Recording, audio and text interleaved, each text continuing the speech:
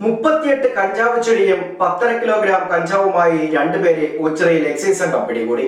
ഓച്ചിറ മേമന സ്വദേശികളായ അഖിൽ കുമാർ, മനീഷ് എന്നിവരാണ് പിടിയിലായത്.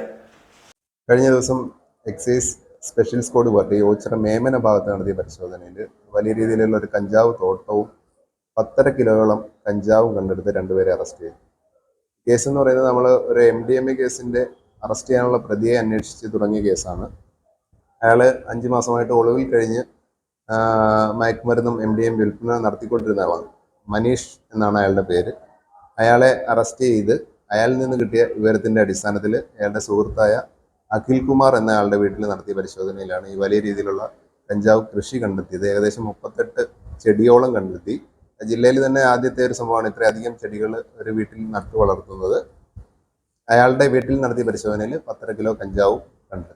ഓച്ചിറയിൽ പ്രതി അഖിലിന്റെ വീട്ടുവളപ്പിൽ നിന്നാണ് കഞ്ചാവ് തോട്ടവും കണ്ടെത്തിയത്. MDMA കേസുമായി ബന്ധപ്പെട്ട് ഒളിവിൽ കഴിഞ്ഞിരുന്ന മനീഷിനെ പിടികൂടാനെത്തിയപ്പോഴാണ് സുഹൃത്തായ അഖിലിന്റെ വീട്ടിൽ കഞ്ചാവ് കൃഷി ചെയ്യുന്നുണ്ടെന്ന് വിവരം ലഭിച്ചത്. Kollam excise enforcement and narcotic ടീമാണ് പരിശോധന നടത്തിയത്. 38ഓളം കഞ്ചാവ് ചെടികളായിരുന്നു ഉണ്ടായിരുന്നത്. Excise circle inspector S. ഷിബുവിന് കിട്ടിയ രഹസ്യവിവരത്തിന്റെ അടിസ്ഥാനത്തിലായിരുന്നു പരിശോധന. Excise inspector Dileep CP, assistant excise inspector Vidhukumar, Praveen, Prasad Kumar, civil excise ഓഫീസർമാരായ അനീഷ് MR, ജൂലിയൻ ക്രൂസ്, അജിത് BS, ജോജോ തുടങ്ങിയവരും റെയ്ഡിൽ പങ്കെടുത്തു. News bureau, Karunagappally.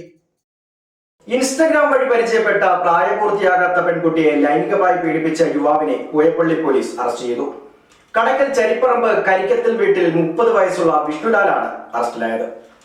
ഇൻസ്റ്റാഗ്രാം വഴി പെൺകുട്ടിയെ പരിചയപ്പെട്ട പ്രതി നിരന്തരം മൊബൈൽ ഫോൺ വഴി ബന്ധപ്പെടുകയും പ്രണയം നടിച്ച ഇയാൾ കടയ്ക്കൽ ഉത്സവത്തിന് പോയ പെൺകുട്ടിയെ അവിടെ നിന്നും പെൺകുട്ടിയുടെ വീട്ടിലെത്തിച്ച് ലൈംഗിക പീഡനത്തിന് ഇരയാക്കുകയുമായിരുന്നു.